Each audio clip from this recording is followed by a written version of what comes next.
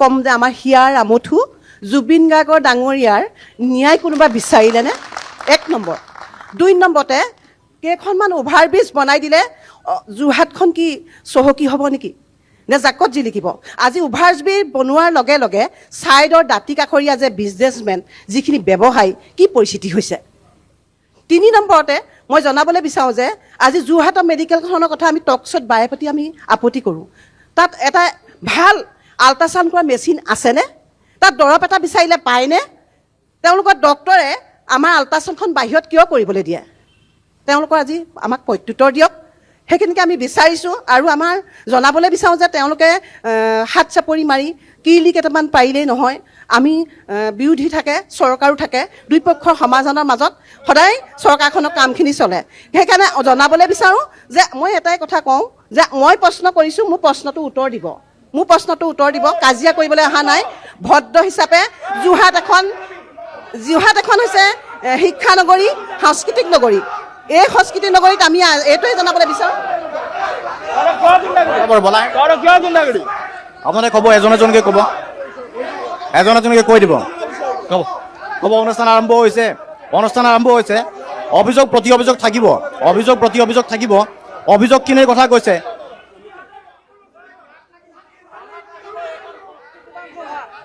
আচ্ছা, 1 ছেকেণ্ড। ব্ৰিজৰ কথা কৈছে বাইদেউগৰাকী অভিযোগ। আপোনালোকে কওক, বিজেপিয়ে কওক। ব্ৰিজৰ কথা কৈছে। ব্ৰিজকেইখন আচলতে প্ৰয়োজন আছিল নে নাছিলে? উন্নয়নৰ কথাটো কৈছে। বহক বহক। যিসকল আজি যুৱসকলে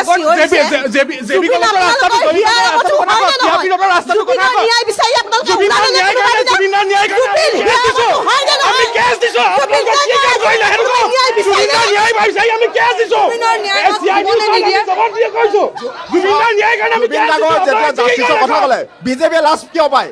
বিজেপিয়ে লাজ কিয় পায়? যেতিয়া জুবিন গাৰ্গৰ ন্যায় কৰে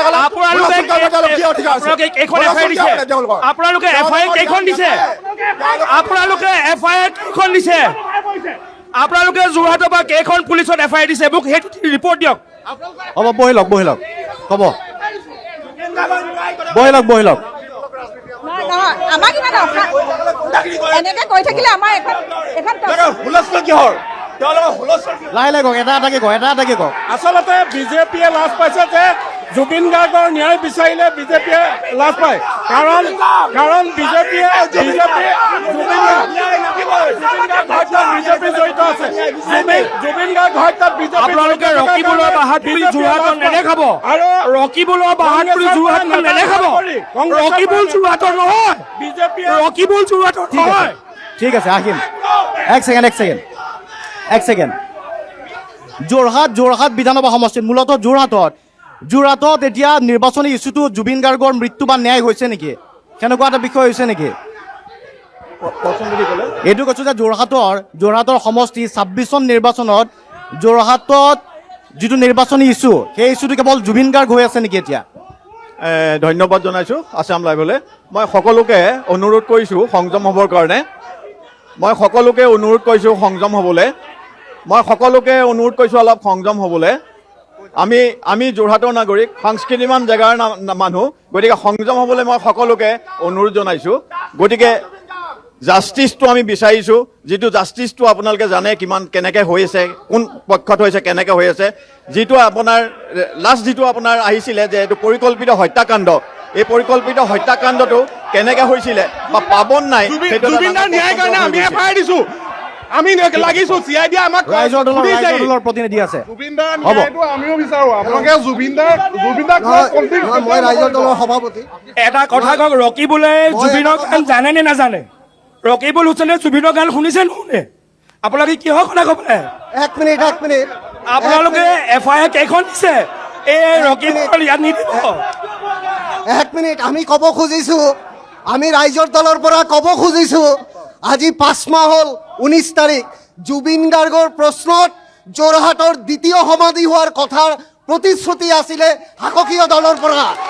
ইয়াত মিউজিয়াম হ'ব বুলি জুবিন গাৰ্গৰ দ্বিতীয় সমাধিলৈ যোৰহাটত যেতিয়া আন্দোলন হৈছিলে তেতিয়া এই প্ৰতিশ্ৰুতি আছিলে। এই প্ৰতিশ্ৰুতিৰ কি হ'ল?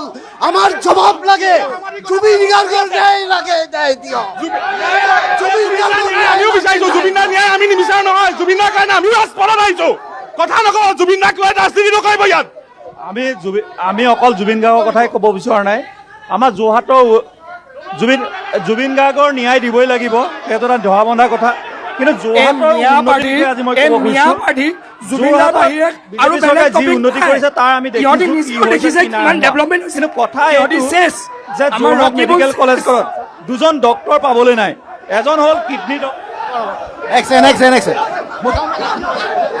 কাজিয়া নকৰো অনুষ্ঠানটো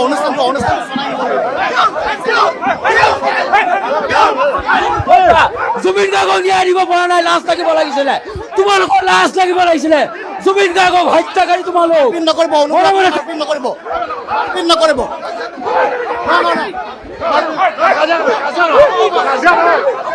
নিজৰ মানুহখিনি ৰখাই দিয়ক নিজৰ দলৰ মানুহখিনি ৰখাই দিয়ক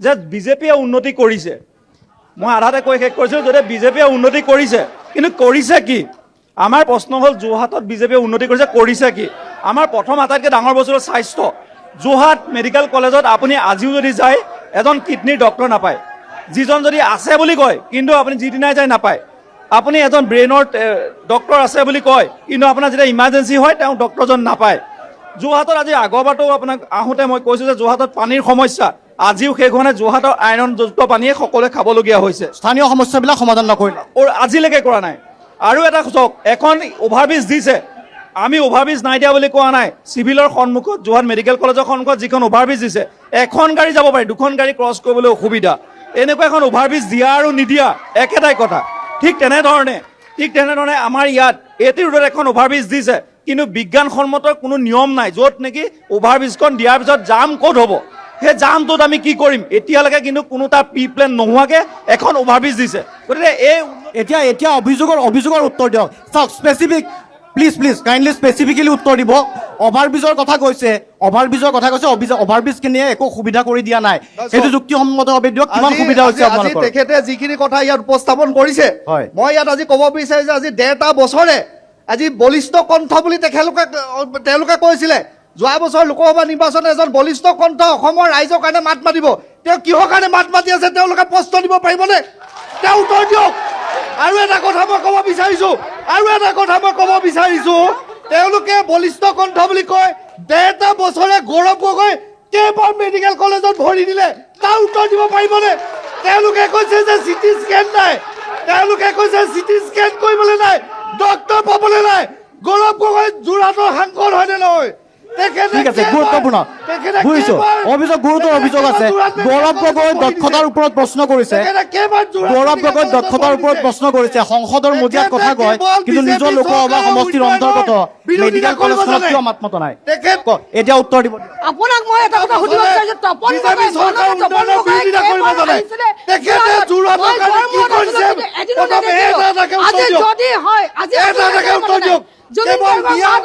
আপুনি কৈছে আমাৰ মেডিকেল কলেজত একো নাই যদি একো নাই এমপি কি ঘাঁহ কাটি আছিল নেকি গৌৰৱ গগৈ কি ঘাঁহ কাটি আছিলে গৌৰৱ গগৈ গৰু ঘাঁহ কাটি আছিলে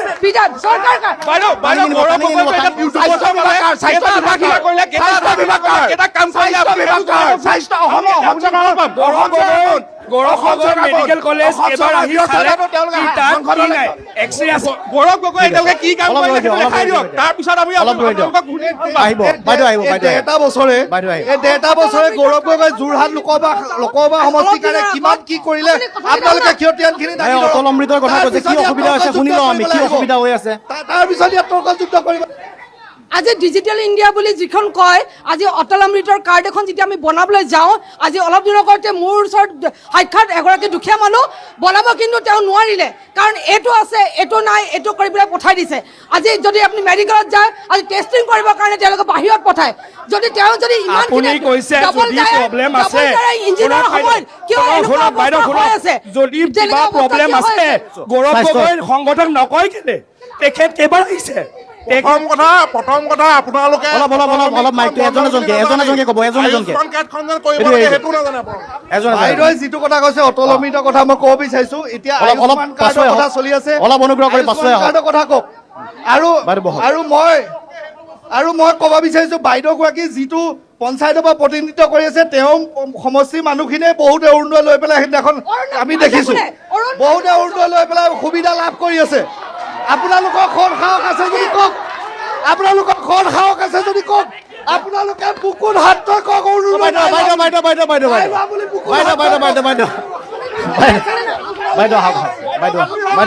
আপুনি অৰুণোদয় কেলাই অৰুণোদয় মানুহ চাই পেলাই কংগ্ৰেছৰ মানুহে পাইছে, বিজেপি মানুহে পাইছে, সকলো মানুহে পাইছে।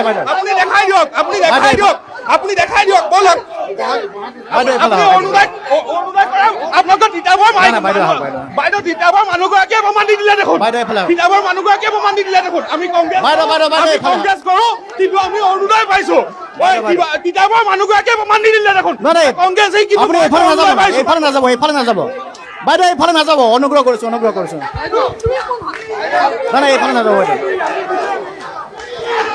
এইফালে নাযাব, আপোনালোকৰ মানুহখিনি এইফালে নাযাব। কথা এটা শুনো ৰাইজক, ৰ'ব বিজেপি কৰ্মীসকলক এটা কথা আপোনালোকে নিজৰ ঠাইত বহক। ৰ'ব দেই, আপোনালোকে প্ৰকৃততে জুবিন দাক ভাল পাইছিল নাই কওকচোন, উত্তৰটো দিয়কচোন, সেইটো উত্তৰ দিয়ক। ৰ'ব 1 মিনিট, উত্তৰটো দিয়ক। আমি সেইবোৰ জুবিন দাক আপোনালোকে প্ৰকৃততে ভাল পাইছিল নাই? হা, যদি পাইছিলে মোক কওক। আপোনালোকে এতিয়া আচল কথাটো কওক। পাকিস্তানত গৈ পেলাই গৌৰৱ গগৈ পাকিস্তানত যোৱা কথাটো কেলে ওলোৱা নাই? 1 মিনিট, গৌৰৱ গগৈ পাকিস্তান এজেণ্টৰ কথা কেলে ওলোৱা নাই?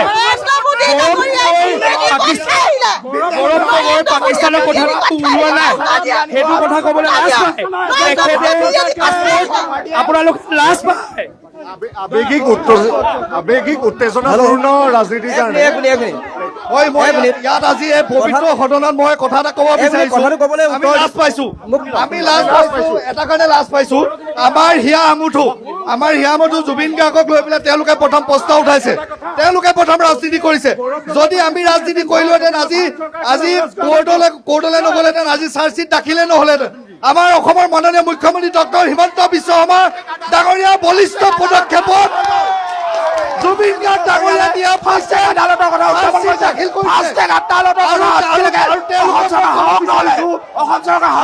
আমাৰ ইচ্ছা নাথাকিলেহেঁতেন, চাৰ্জশ্বিট দাখিল কৰিব। আৰু এতিয়া আইনী যুঁজ হ'ব, আইনী প্ৰক্ৰিয়া গোটেই কাম। গতিকে জুবিন গাৰ্গৰ প্ৰশ্নটোৰ উত্তৰ দিছে, পাকিস্তানৰ কথালৈ আহো। আমি পাকিস্তানৰ কথালৈ আহো। এতিয়া পাকিস্তানলৈ গৈ তেখেতে ইমান দিন কি কৰিলে? তেখেতে 10 দিন পাকিস্তানত কি কৰিলে? দাদা গৌৰৱ গগৈ যদি পাকিস্তানলৈ যোৱাই নাছিলে তেওঁ প্ৰেছ মিটত পাকিস্তানত ক'ব পাৰিলে নেকি মই পাকিস্তানত নাই যোৱা, মোৰ মাইকী মানুহে পাকিস্তানৰ পৰা পইচা নাই লোৱা ক'ব পাৰিলে নেকি? নোৱাৰিলে। সেইটো কেতিয়া ভিত্তি গৌৰৱ গগৈ পাকিস্তানত গৈ 10 দিন থাকিলে। পাকিস্তানৰ 10 দিন আছে, যোৰহাটত কেইদিন আছে?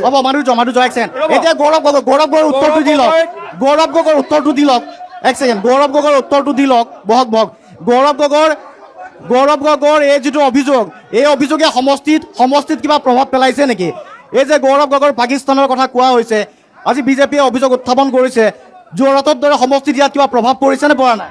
ইয়াত একো প্ৰভাৱ পৰা নাই। তেওঁ ফ্ৰী প্ৰমোশ্যন হৈ আছে, তেওঁ একো উত্তৰ সেইটো কাৰণে দিয়া নাই। তেওঁ যিহেতু ফ্ৰী প্ৰমোশ্যন হৈছে, আৰু যদি ফ্ৰী প্ৰমোশ্যন হয় কোনে উত্তৰ দিব বিচাৰে? তেওঁলোকে কয় যে গৌৰৱ গগৈৰ সন্তান ভাৰতীয় নহয়। বিজেপিয়ে এই কথাটো বাৰে বাৰে কৈ আছে, ভাৰতীয় নিজৰ সন্তানে ভাৰতীয় নহ'ল, গৌৰৱ গগৈ কিমান ভাল ভাৰতীয় হ'ব। এনেকুৱা দিশবিলাকে আপোনালোকৰ সমষ্টিত প্ৰভাৱ পেলায় নেকি? আমাৰ ভাৰতীয় সংস্কৃতিত এটা কথা আছে, যেতিয়া আপোনাৰ ঘৰলৈ বোৱাৰী হৈ আহিব, আপুনি তেওঁলোকৰ চাৰ্টিফিকেট বিচাৰে নেকি? আপুনি এইটো চাৰ্টিফিকেট নিবিচাৰে। আপোনাৰ ঘৰৰ বোৱাৰীজনী মানে আমাৰ ঘৰৰ বোৱাৰী। আমাৰ ঘৰৰ বোৱাৰীজনী কি হয়, কি বতৰা তেওঁলোকে নিজে আঁকোৱালি ল'ব লাগে। এইটো আমাৰ ভাৰতীয় সংস্কৃতি হয়, কিন্তু তেওঁলোক ভাৰতীয় সংস্কৃতিৰ বিপৰীতে গৈছে, আমাৰ অসমীয়া সংস্কৃতিৰ বিপৰীতে গৈছে। তেওঁলোক হৈছে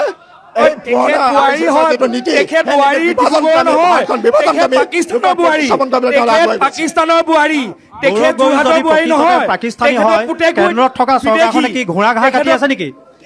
আপুনি যে কৈছে বোৱাৰী লগ কৰিব, গৌৰৱ গগৈ পাকিস্তান বুলি কৈছে, বোৱাৰীক লগ কৰিব তেতিয়াহ'লে নৰেন্দ্ৰ মোদী আৰু অমিত শ্বাহে পাকিস্তান যাব নেকি? চেণ্ট্ৰেলৰ মিনিষ্টাৰ হয়, আৰু লগতে হিতেন গোস্বামী 300 কোটি টকা কেলেংকাৰী আৰু জুবিন গাৰ্গৰ হত্যাকাৰী হিমন্ত বিশ্ব শৰ্মা আৰু জোনমণি শৰ্মাৰ হত্যাকাৰী কেমেৰা আজিলৈকে উলিয়াব নোৱাৰে। পৰিস্থিতি আপোনালোকে দেখা পালে কেমেৰাত আহিব আপুনি। অলপ এজন এজনকে কওক, তেতিয়া কেমেৰাত আহিব। অলপ বহি দিয়ক, অলপ বহি দিয়ক, আপুনি বহি দিয়ক। মাননীয় বিৰোধী পক্ষক মই এটা অনুৰোধ কৰিছোঁ, আমি যোৰহাটৰ সাংস্কৃতিক বান নগৰীৰ লোক। অলপ বহি দিয়ক, অলপ সময় বহি আমি দিয়ক। দুয়ো বাইদেউ, পক্ষই নিজে বুজিব লাগে কামখিনি। আচল ইছ্যুটো আমি উলিয়াব লাগে, আচল ইছ্যুটো উলিয়াব লাগে। গতিকে আমি ভাত খোৱা কথা পাতি আমি ইয়াত সময় নষ্ট কৰিব নালাগে। মই প্ৰতিপক্ষ কংগ্ৰেছ দলক অনুৰোধ কৰিছোঁ, আপোনালোকে উত্তেজিত নহ'ব, প্ৰশ্নৰ উত্তৰ দিয়া হ'ব আপোনালোকক। ঠিক আছে, ঠিক আছে, ধন্যবাদ। এইবাৰ এওঁলোকে ক'ব বিচাৰিছে, এতিয়া কওক। আৰামছে কওক, কি ক'ব বিচাৰিছে এতিয়া?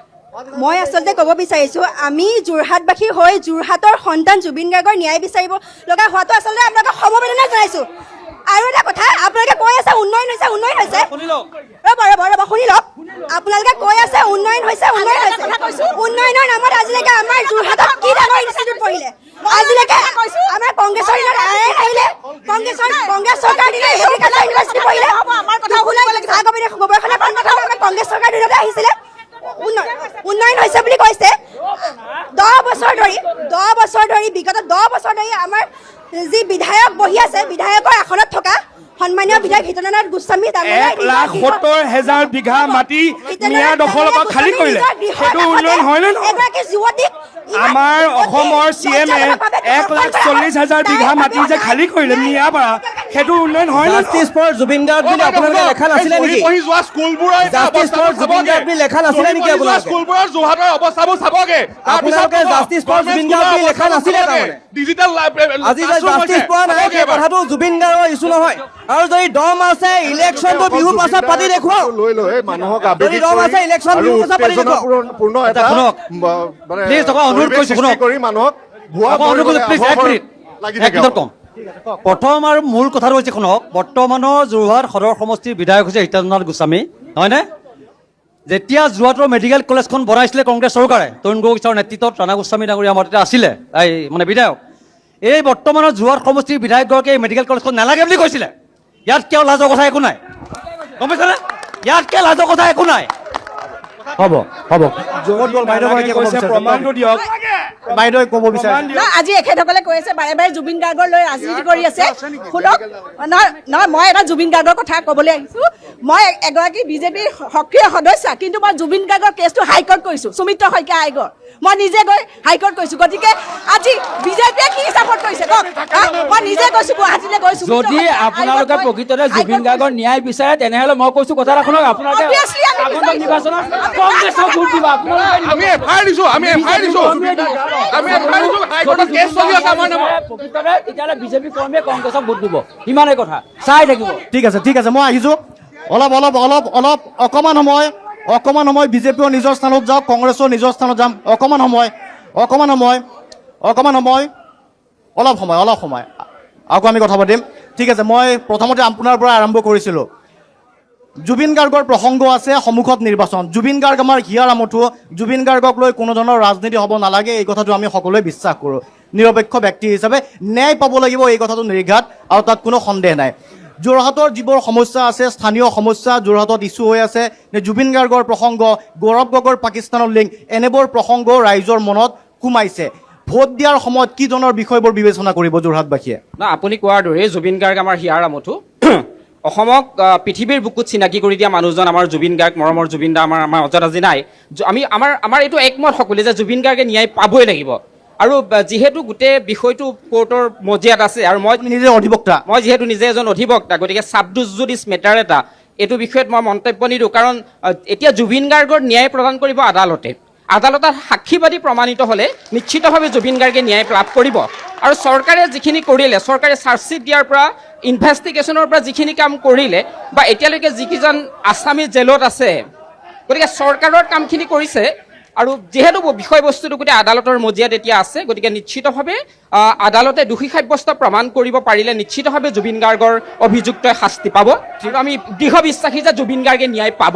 আৰু এটা প্ৰশ্ন, আৰু এজন ছাত্ৰ এজন যিহেতু আছিলে তেতিয়া কেইবাটাও কথা কৈছে, এই যিটো অভাৰব্ৰিজৰ কথা কৈছে হয়নে, উন্নয়নৰ কথা এতিয়া কৈছে যে অভাৰব্ৰিজ কেইখনমান বনালে, বিৰোধীয়ে কৈছে এই অভাৰব্ৰিজ কেইখনৰ পৰা কামত বিশেষ অহা নাই, পৰিকল্পিতভাৱে হোৱা নাই, কাষত থকা দোকানীসমূহৰ সমস্যা হৈছে। অৱশ্যে যিকোনো ধৰণৰ উন্নয়নমূলক কাম কাজ কৰিলে এনেকুৱা ধৰণৰ ক্ষতি এটা হয়, কিন্তু আজিৰ প্ৰজন্মৰ প্ৰতিনিধি হিচাপে ভাৰসাম্য উন্নয়ন যিটো ছাষ্টেইনেবল ডেভেলপমেণ্টৰ কথা আমি কওঁ, সেয়া মানি চলা হৈছে নে হোৱা নাই যোৰহাটত? অভাৰব্ৰিজ লাগে নে নালাগে?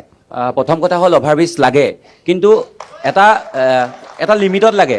কিন্তু বৰ্তমান যদি আমি পৰিলক্ষিত কৰোঁ, পুলিবোৰৰ পৰা কাগজ আনিলে কিছুমান ঠাইত বেছিকৈ বনাই দিছে, কিন্তু উন্নয়ন কৰিছে, নাই কৰা বুলি নকওঁ। কিন্তু তাৰ পৰিপ্ৰেক্ষিতত যদি আমি মন কৰোঁ, আজি এনেকুৱা এটা পৰিস্থিতিত আমি পাতিব লাগিছিলে কাৰ কথা? আমি পাতিব লাগিছিলে প্ৰত্যেকটো বছৰে, আজি কংগ্ৰেছৰ দিনত হওক, বিজেপি চৰকাৰ দিনত হওক, প্ৰত্যেকটো দিনতে তিয়কৰ সেই এলেকাখিনিত প্ৰত্যেক বছৰে আপোনাৰ বানপানীত কবকবাই থাকে মানুহ, গৃহহীন হৈ ঘূৰি ফুৰে। সেইসমূহ কথা পাতিব লাগিছিলে। আমি পাতি আছোঁ কি কোন ক'ত গৈছিলে, কোন গৈছে। আৰু দ্বিতীয়তে ক'ব বিচাৰিছোঁ যে যোৰহাট চিকিৎসা মহাবিদ্যালয়খন উন্নয়ন হৈছে, নাই হোৱা বুলি নকওঁ। যোৰহাট চিকিৎসা মহাবিদ্যালয়খন ইয়াৰ আগৰ বছৰ তপন গগৈ আছিলে, বৰ্তমান সাংসদ গৌৰৱ গগৈ ডাঙৰীয়া আছে, আৰু বিধায়কো আছে আমাৰ হিতেন্দ্ৰনাথ গোস্বামী। কিন্তু কথাটো হ'ল তাত আমি যদি পৰিলক্ষিত কৰোঁ, বৰ্তমানৰ ৰোগী আমাৰ ডিব্ৰুগড়লৈ ৰেফাৰ কৰি দিয়ে, গুৱাহাটীলৈ ৰেফাৰ কৰি দিয়ে। তাত কিছু পৰিমাণত হয়তো কোনোবা এখিনিত চাগে দুৰ্বল হৈ আছে, কোনোবা এখিনি ঠাইত সা সামগ্ৰী নাথাকিব পাৰে। এইসমূহ দিশত আমি উন্নয়ন কৰিব লাগে। আমি জুবিন গাৰ্গক ন্যায় প্ৰদান কৰাটো সকলোৱে বিচাৰে, প্ৰত্যেকজন অসমৰ মানুহে বিচাৰে, প্ৰত্যেকজন যিহেতু তেওঁৰ হিয়াৰ আমঠু। কিন্তু আমি এই সময়খিনিত তেওঁৰ নিৰ্বাচনী ইছ্যু সেইটো হ'ব নালাগে। তেওঁ যিহেতু এখন আদালতে কৰি আছে, আমি পাতিব লাগিছিলে যোৰহাটৰ কোনখিনিত অঞ্চলত উন্নয়ন নাই হোৱা, কোনখিনি ৰাস্তা হোৱা নাই। আমি পাতিব লাগিছিলে কোনখিনি ঠাইত বিজেপি চৰকাৰে বৰ্তমানো কৰি দিয়া নাই বা কংগ্ৰেছ চৰকাৰে বৰ্তমানো কৰি নিদিছিলে, সেইখিনি এতিয়াও বিজেপি চৰকাৰে কৰি ঠিক আছে। জুবিনৰ প্ৰসংগটোৱে কৈছে, মই গৌৰৱ গগৈৰ প্ৰসংগটো একেবাৰে সুধিছোঁ এই যুৱ প্ৰজন্মৰ প্ৰতিনিধি হৈয়ে। এই যে পাকিস্তানৰ কথা কোৱা হৈছে, গৌৰৱ গগৈ পাকিস্তান গৈছে, সন্তান ভাৰতীয় নহয়, সন্তানক ভাৰতীয় নকৰিলে, আনকি খ্ৰীষ্টিয়ান কৰি থৈ দিয়া হৈছে। গতিকে আপোনালোকে এটা প্ৰগতিশীল ছাত্ৰ সমাজ হিচাপে এই দিশবিলাকক কি চায়? দেশপ্ৰেম নাই, দেশপ্ৰেমত দৃষ্টিভংগীৰে চোৱা হয়নে নহয়? প্ৰথম কথা ক'ব বিচাৰোঁ যে যিহেতু পাকিস্তানলৈ যোৱা বুলি তেওঁ কৈ আছে, মই ভাবোঁ যে যিহেতু এজন সাংসদ, আৰু সাংসদজন যেতিয়া এখন লোকসভাত গৈ তাত সদনত গৈ যেতিয়া তীব্ৰ কণ্ঠৰে চিঞৰি থাকে, বা তাত মোদী আৰু সন্মানীয় প্ৰধানমন্ত্ৰী ডাঙৰীয়া বা অমিত শ্বাহ ডাঙৰীয়া সন্মুখত চকু থৈ কথা কৈ থাকে, তেনে এটা প্ৰেক্ষাপটত তেওঁ কিয় পাকিস্তানলৈ যদি গৈছিলে, প্ৰকৃততে যদি এজেণ্ট হয়, তেওঁ কিয় এতিয়া বৰ্তমানলৈকে গ্ৰেপ্তাৰ কৰা নাই? এইসমূহ বিষয়তো আলোচনা কৰিব লাগে। ঠিক আছে, সুন্দৰ। মই পুনৰ আপোনাৰ ওচৰলৈকে আহিছোঁ, তাৰ পাছত আকৌ যাম আমি ৰাজনৈতিক দলৰ মাজলৈকে। বিষয়বস্তু বা নিৰ্বাচনী ইছ্যু যিবোৰ কথা আমি পাতিছোঁ, উন্নয়নৰ প্ৰসংগ আছে, আৰু জুবিন গাৰ্গ হয়, জুবিন গাৰ্গক ন্যায় পোৱাটো সকলোৱে বিচাৰোঁ, কিন্তু নিৰ্বাচনী ইছ্যু হ'ব নালাগে বুলি কৈছে বহুতে। সমান্তৰালভাৱে গৌৰৱ গগৈৰ পাকিস্তানৰ লিংকটো নিৰ্বাচনৰ সময়ত হয়তো যোৰহাটত বিশেষ সাংঘাতিক ধৰণৰ এটা ইছ্যু হৈ উঠা নাই, কিন্তু উন্নয়ন থাকিব, উন্নয়নৰ প্ৰসংগ থাকিব, হিতাধিকাৰীৰ কথা থাকিব, হিতাধিকাৰীয়ে আচলতে কাক নিৰ্বাচিত কৰে তাৰ ওপৰত নিৰ্ভৰ কৰিব। গতিকে কিভাৱে উন্নয়ন আৰু হিতাধিকাৰীয়ে কিমান শিপাইছে যোৰহাটত? উন্নয়নটো হৈছে বাৰু, মিছাটো ক'লে নহ'ব। আৰু দ্বিতীয় কথাটো আপোনাক এটা মই কথা কওঁ, কাৰ্গিল যুদ্ধত আমি প্ৰথম অসমীয়া হিচাপে যেতিয়া পৰিচয় পাইছিলোঁ, জিন্তু গগৈ, যোনে কাৰ্গিলত শ্বহীদৰ প্ৰাণ ত্যাগ কৰিছিলে, আমি জিন্তু গগৈ বা অসমৰ প্ৰথমজন শ্বহীদ পাইছিলোঁ, আৰু আমাৰ গৌৰৱান্বিত হৈছিলোঁ। আৰু তেনেকুৱা পাকিস্তানৰ কথাবোৰ আমি আচলতে ক'ব নাযাওঁ, আমি এজন সৰু মানুহ, ইমান ডাঙৰ কথা আচলতে আমি ক'ব নাযাওঁ। কিন্তু এই কথাটো আচলতে যিসকলৰ পিতৃৰ আগত পুত্ৰ শ্বহীদ হৈছে, তেওঁলোকে সেই তাৰ প্ৰত্যুত্তৰ দিব, মই ভাবিছোঁ। পাকিস্তানক বন্ধু বুলি ভাবিব? পাকিস্তানটো আমি ক্ৰিকেটত যদি 6 এটা মাৰিলেও আমাৰ বুকুত লাগে, ইণ্ডিয়াৰ কোনোবা এজন বলাৰ যদি 6 এটা মাৰে, তেতিয়া আমাৰ ইয়াত লাগে। আমি কেতিয়াও সেইটো মানি ল'ব নোৱাৰি, পাকিস্তান যোৱা কথা সেইটো এটা মানি ল'ব নোৱাৰি। আৰু যিসকল শ্বহীদ হৈছে, তেখেতৰ পিতৃ মাতৃয়ে সেই কথাটো তেওঁলোকে উপলব্ধি কৰিছে, তেওঁলোকে উত্তৰটো দিব। ঠিক আছে, ধন্যবাদ। কংগ্ৰেছে ক'ব বিচাৰিছে, মই আকৌ বিজেপিৰ ওচৰলৈকে আহিম, কৈ ল'ব দিয়ক। চমুকৈ ক'ব দাদা, সকলোৱে। কংগ্ৰেছ নহয়, ৰাইজৰ দল। ৰাইজৰ দল। আমি যোৰহাট সমষ্টিৰ বিষয়ে আলোচনাটো আচলতে আৰম্ভ হ'ব লাগিছিল, ক'ৰবাত গুচি গ'ল। যোৰহাটৰ আমি বিৰোধী দল হিচাপে নিশ্চয় যিবিলাক অভাৱ অভিযোগ ৰাইজৰ, সেইখিনি আমি নিশ্চয় উত্থাপন কৰিব লাগিব। গতিকে মই এই ক্ষেত্ৰত এটা কথা ক'ব খুজিছোঁ যে যোৱা ইলেকশ্যনত 21ত যোৰহাটৰ এটা নিৰ্বাচনী প্ৰতিশ্ৰুতি আছিলে শাসকীয় দলৰ পৰা, যে ব্ৰহ্মপুত্ৰৰ পানী যোৰহাটবাসীয়ে খাব।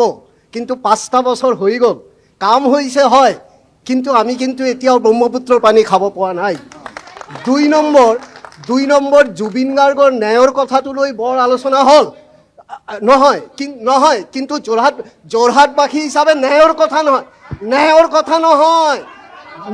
কথা নহয় জুবিন গাৰ্গৰ বিষয়ে ক'ব খুজিছো এটা প্ৰতিশ্ৰুতি আছিলে যোৰহাটত দ্বিতীয়খন সমাধি ক্ষেত্ৰ হ'ব সেইটো হ'ব নে নাই জুবিনৰ বিষয়টো বিচাৰৰ মজিয়াত আছে আদালতৰ মজিয়াত আছে গতিকে সেইটো নানিব আপোনালোকে বাৰে বাৰে সেইটো নানিব আপোনালোকে যোৰহাটৰ উন্নয়নৰ কথা পাতক কিয় সমষ্টিৰ বাদ দিয়ক তৎসতৰ ভদ্ৰতা ভাষাৰে চবে পাতক আমি ইয়াত একো ক'বলৈ নাই আপোনালোকক